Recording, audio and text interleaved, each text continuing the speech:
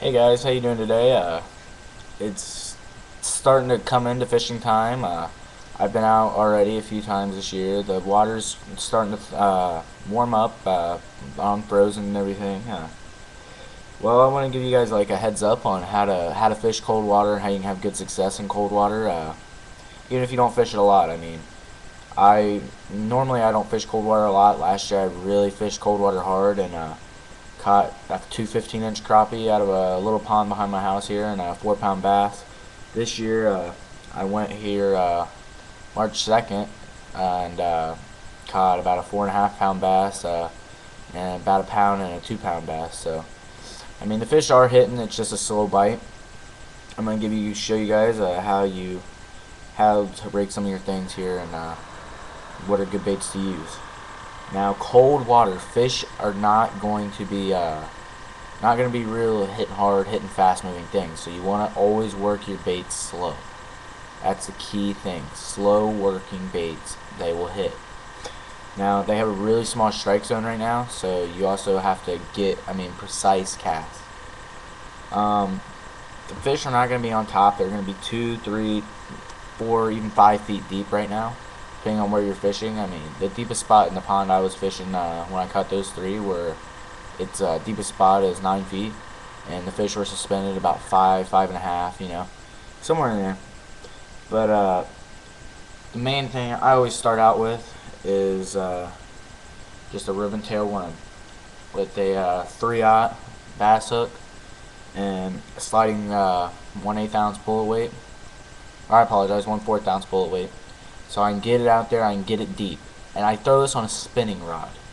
And the reason for the spinning rod is I can really get it out there far, because you want to cast it past where you think the fish will be. And then you want to be able to get it down to that depth and work it real slow, a couple inches at a time. I like using that in the pumpkin green here. This is pumpkin green with black flake. I like using, this is the 8-inch right here. I like working the 6.5-inch, which is this purple here. I call it peanut butter and jelly. This one is excellent to use when you have murky water, like after it's been raining. Like here in Ohio, it's been raining for the past 2 weeks, it seems like. That's a really good choice to use. And then this purple with the pink firetail is also a good one to use. And you want to work this one closer to brush and the deep suspended objects like stumps. And then a lot of people don't do this. I drop shot with this finesse worm here. It's a trick worm. Normally the back end of it is a lot more flexible than the rest of it. The front here is a little bit more stiff.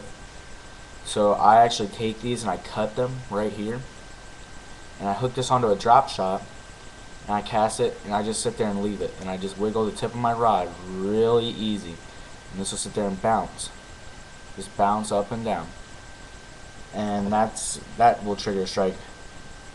Another thing I like to use is just a simple jig, and here's this is the 4th ounce. This is a ball head bitsy bug jig. This is the blue and black. I like using this in really clear water, clear, and it either has to be really clear or really dark to use this one, I think. I also like to use this bitsy bug, which I just showed in a video how to put this Crawdaddy trailer on it. Here's the pack from the bitsy bug. This is the trailers.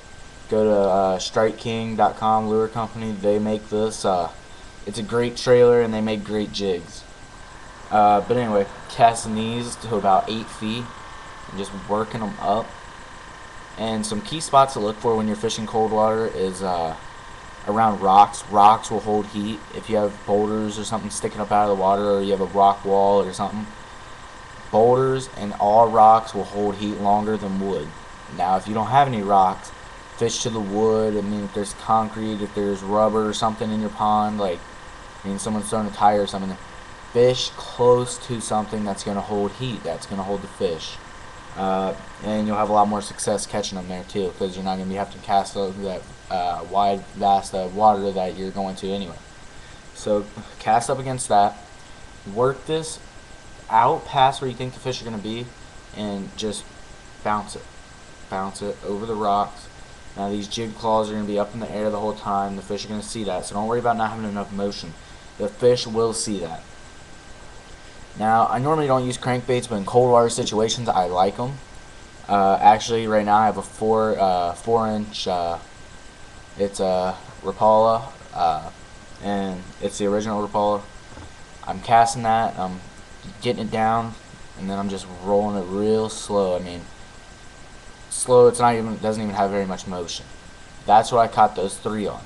That's an excellent choice when it comes to cold water, warm water, spring, late fall. That's an excellent choice all the time. I would invest in those. They're about $8 a piece.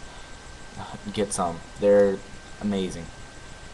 Then I like throwing these I usually use for smallmouth, but these I can get them out there good ways, and I just work them real slow. They don't go super deep. They go about 3-4 feet.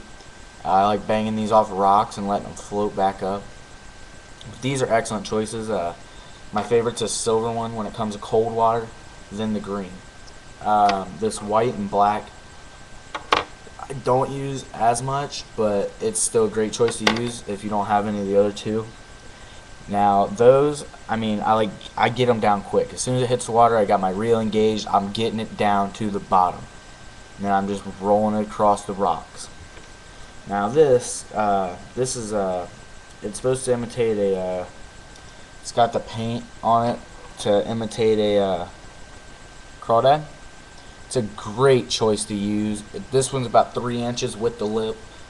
It goes about 4.5 feet deep. It's a great choice to use in this cold water. Jigging it, I mean not jigging it, but get it down, crank it, roll it slow. I mean, really, I want your reel to be going like this. That's the fastest you can go in this cold water, or you will not catch a fish. I mean, these fish are not hitting anything moving fast. And the last one is this. It's actually a lure that one of my buddies customized for me. This goes about 14 inches below the water, just over a foot, and it moves like this. I mean, it looks just like a minnow or whatever type of bait fish you have in your water source. But this is an excellent choice. Not so much in the cold water like it is now. I mean, our water out here is 37 degrees. That's really cold still. I mean, the fish, it's still hard fishing. It's tough bite. This is a great choice to use in the mid 40s, high 50s, in between that range there. It's an excellent choice to use. I mean, I've caught 15, 20 fish on this in a matter of hours. It's a great, great lure. Thanks guys. If you have any other questions on how to fish cold water, I just ordered my new camera. It's an HD, so I'll be putting fishing videos on here soon. I really wish you guys could have seen the first hookup of the year, but I couldn't wait any longer. I had to get out there and start catching fish. I'll get back to you guys. I'll be fishing 4 or 5 different ponds throughout the summer, and I'll also be on the boat a little bit this year.